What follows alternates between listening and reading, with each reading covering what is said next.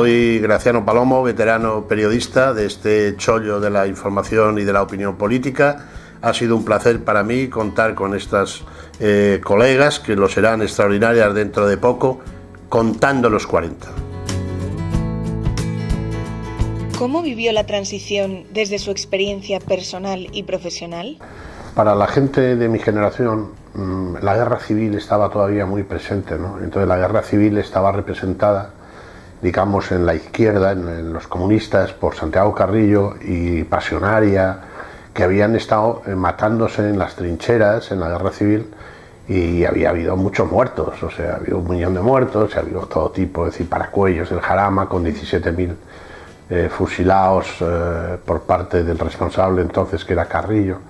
Y entonces, digamos, los hijos, no tanto los que habían hecho la guerra civil en el bando nacional, en el franquista, que como todo el mundo sabe, pues tenía su cuartel general en Salamanca.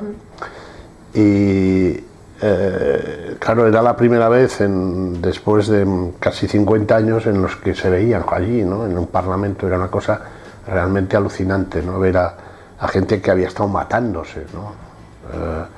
Compartiendo escaño, y todo el mundo entendió que era la única más salida posible, ¿no? Porque si nos volvíamos otra vez a repartir hostias, pues aquí no quedaba uno vivo, ¿no? Entonces la gente entendió, tanto los comunistas, que habían sido ilegales, y la izquierda en general durante 40 años, como los hijos, digamos, de los vencedores de la guerra civil, ¿no? del bando.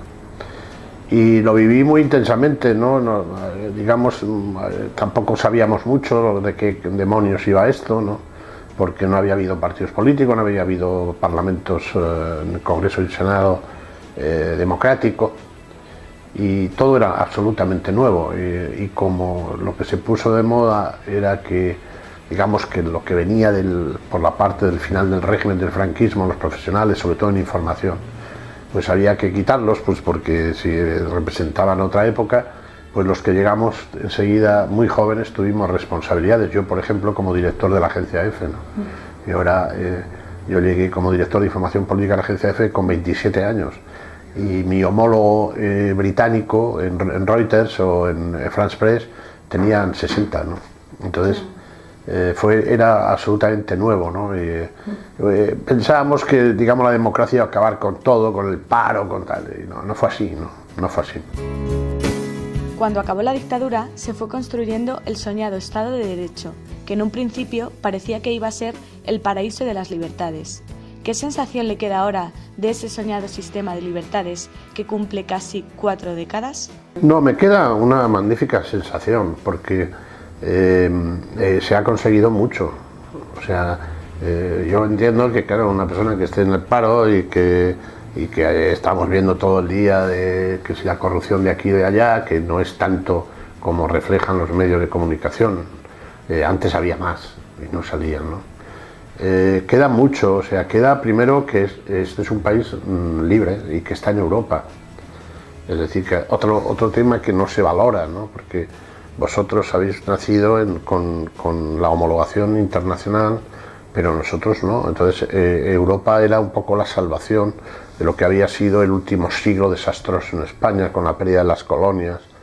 A ver, hubo fallos, pero los logros han sido grandiosos, o sea, ha sido absolutamente históricos, y desde esa perspectiva pues se puede hacer un país mejor. Es decir, bueno, es verdad que tenemos un problema del paro, pero España es la 4ª potencia de Europa, ¿no? En estos momentos, y está creciendo, empieza a crecer y a renovarse, lo que no tiene alternativa es el sistema democrático. Es decir, ya pueden venir todos los coletas del mundo unidos, que eso no tendrá ninguna salida, porque eso es muy viejo, ya se ha experimentado. Yo lo he visto en otros países durante 70 años del comunismo, y al final el pueblo los derribó, como derribó el muro, o como hay que ir a algunos países sudamericanos y ver cómo viven, donde no hay papel higiénico, ¿no? Aquí hay problemas, pero son problemas solucionables, ¿no? Aunque la Constitución se concibió como un elemento inamovible para la democracia, por así decirlo, con una alta esperanza de vida, no son pocos los que ahora quieren reformarla e incluso elaborar una nueva. En este sentido, ¿cree que sigue siendo útil la Constitución casi 40 años después de formularse? Fue una Constitución producto de una época donde los constituyentes tenían clara que aquí hubo una guerra civil. Hacía nada, hacía unos años. O sea, es decir, que aquí nos matábamos. Entonces, esa fue un poco la idea de hacer una Constitución donde todo el mundo cedió de sus posiciones, pero que el elemento común no podía cambiar, porque si no otra vez volvíamos al garrotazo, ¿no? Y a las pistolas y a cosas de esas. Entonces, se hicieron muchas concesiones y se cometieron algunos errores, ¿no? Que ahora se están pagando, sobre todo el tema de lo que es la organización del Estado, los independentismos, etcétera, etcétera.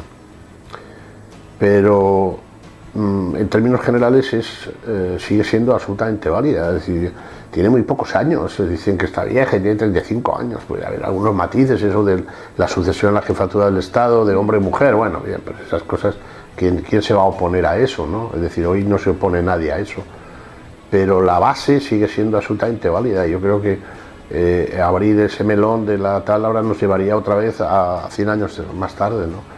Los que quieren liquidarla son los que no creen en la democracia, no creen en España y no creen en nada, o sea, que esos son los que quieren realmente liquidarla.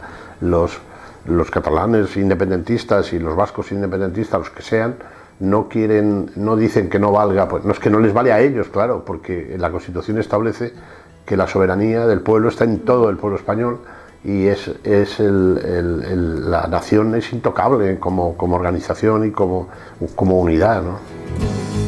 En cuanto a la Constitución, las nuevas generaciones nos hemos acostumbrado a la presencia de la Carta Magna en todos los ámbitos de la sociedad.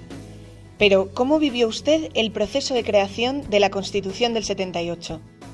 Hubo, digamos, muchas anécdotas al respecto.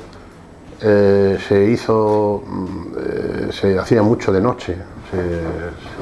Se reunían a los que mandaban en el partido, en la Unión del Centro Democrático, que entonces era el partido que lideraba Adolfo Suárez y Felipe González y Alfonso Guerra, y se avanzaba mucho ahí, ¿no? Entonces, yo creo que digamos, la Constitución lo que hacía era que nos homologaba con Europa, que era un viejo sueño, ¿no? Es decir, que se estaba construyendo un mundo, la zona del mundo más libre y próspera, que era Europa, y España estaba fuera, ¿no? ¿Cómo evolucionaron los medios al pasar de actuar en una dictadura a ejercer el periodismo en libertad? En aquellos años, digamos, la prensa en general era un cachondeo.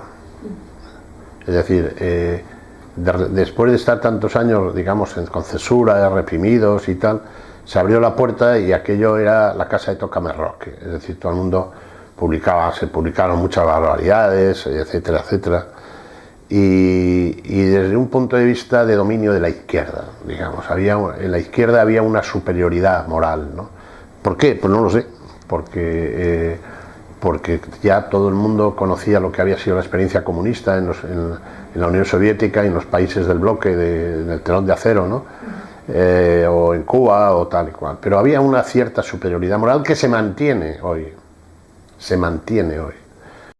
Usted ha ejercido siempre un periodismo político.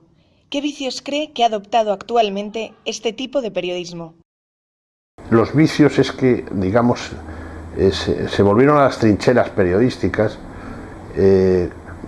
como razón como causa de que la izquierda se hace muy sectaria.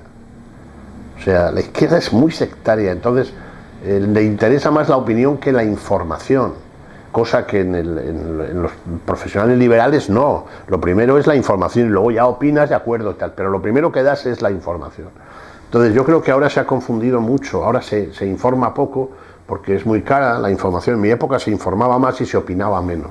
Y ahora todo el mundo opina sin tener ni puta idea de lo que habla, ¿no?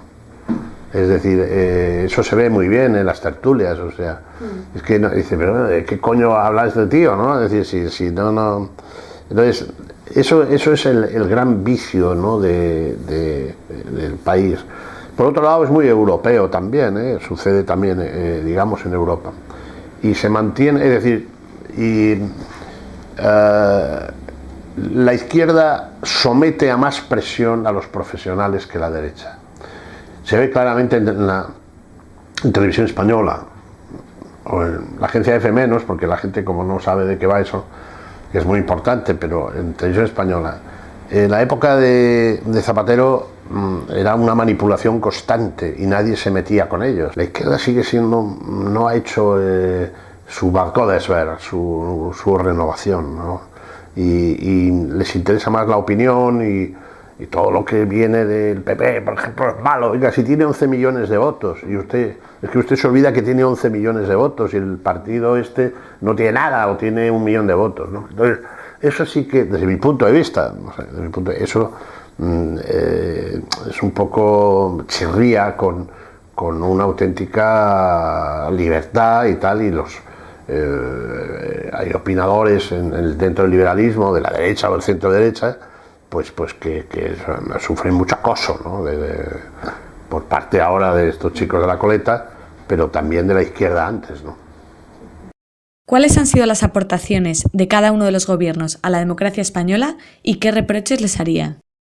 El gobierno de Adolfo Suárez lo tenía claro, tenía que, digamos, devolver la soberanía al pueblo, o sea, establecer el sistema democrático, y lo hizo desmontando el régimen franquista, ¿no?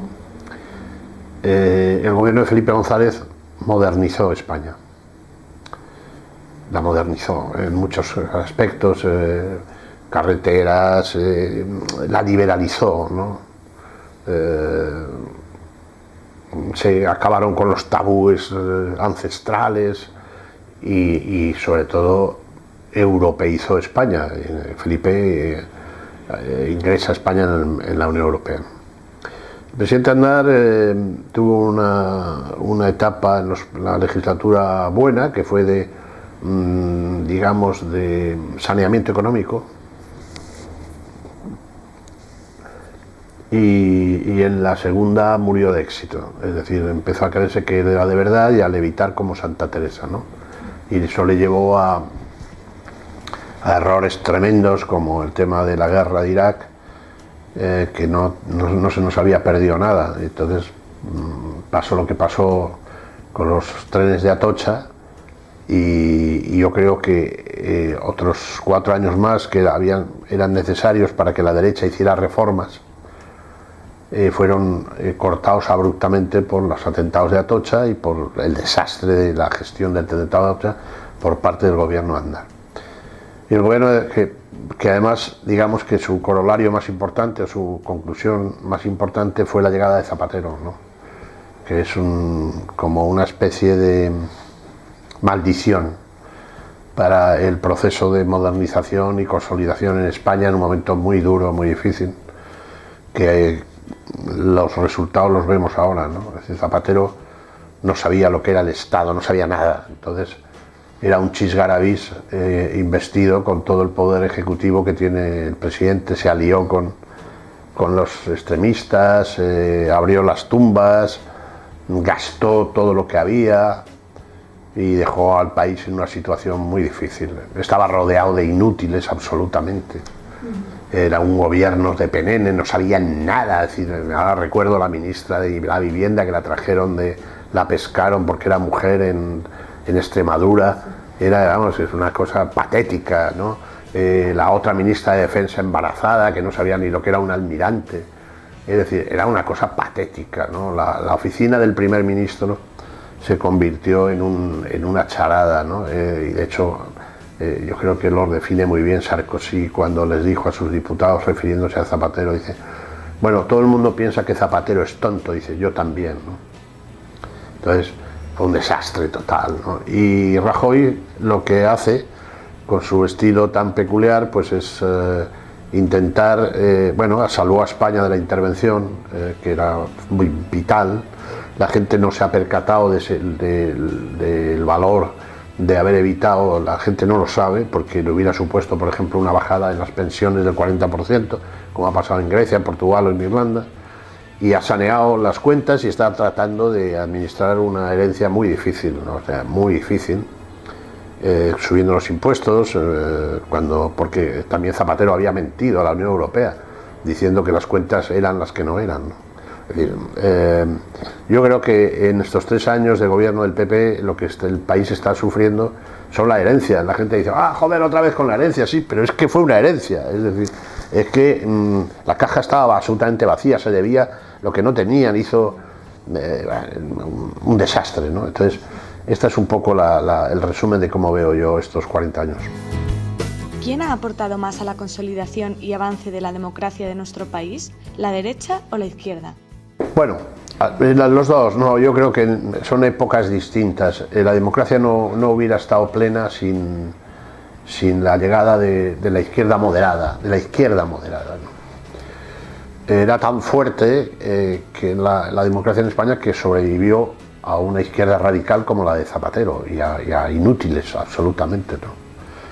Sobrevivió, a duras penas, ¿no? Pero sobrevivió. Yo creo que la derecha es más liberal y el Partido Socialista es social, los socialdemócratas son también más liberales. El problema en España son los extremos de la izquierda, es decir, el Partido Comunista no ha dejado de ser Partido Comunista y ahora se ve, es decir, los de la coleta se camuflan de cosas pero son comunistas, o sea, entonces creen difícilmente en la libertad, ¿no? A pesar de que se visten de lo que quieran y todo. Entonces, y la de extrema derecha desapareció en España. Fue engullida en esta etapa larga de la transición, la extrema derecha que representaba a Blas Piñar. Lo que da profundidad y moderación es el centro. ¿Y el centro dónde está? Hay un centro derecha y un centro izquierda. Y eso es lo que realmente ha permitido que España la democracia sea irreversible, absolutamente irreversible. Como periodista, se le considera uno de los grandes especialistas en la derecha española. ¿Por qué decidió especializarse en este ámbito de la política? Yo me especialicé en ese tema. Otra cosa es que comparta o no comparta, hay cosas que comparto y cosas que no, es decir, pero desde una postura de independencia, creí que era muy interesante. A mí, cuando empieza la muerte del general Franco, era mucho más interesante desde el punto de vista periodístico, de la observación, la evolución de la derecha, digamos, franquista a la derecha democrática, que cualquier otro tipo de cosa, ¿no? En una ocasión dijo que parece reinar una superioridad moral de la izquierda en España. ¿A qué se debe? Ellos se creen que son superiores moralmente, y no lo es. Pero en España, tú vete a la calle y pregúntale a uno, para que un tío te diga que es del PP o que vota al PP,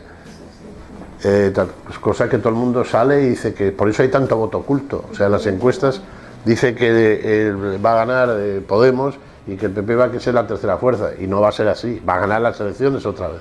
¿Por qué? Porque hay una especie de complejo, y eso se nota mucho en la prensa. Es decir, en las redacciones y en las televisiones, si veréis en la televisión, ¿no? Es decir, hay un complejo que viene del franquismo, ¿entiendes? Porque, o como el sentido de España, es decir, aquí no se habla de patria y tal, porque te mimetizan con el franquismo, cosa que las mujeres francesas llevan en la ropa interior la tricolor francesa, o sea, o las americanas, no sé si me explico, pero está bien, y cantan la marsellesa, y la canta la derecha y la izquierda, aquí no. ¿Tú de quién eres? Tú eres de izquierda. Entonces eres solidario, generoso, honrado, listo, y tal. ¿Y ustedes quieren de la derecha? Carca, egoísta, trincón, corrupto. Eso. Y esa idea existe. Me estáis preguntando de los medios es así.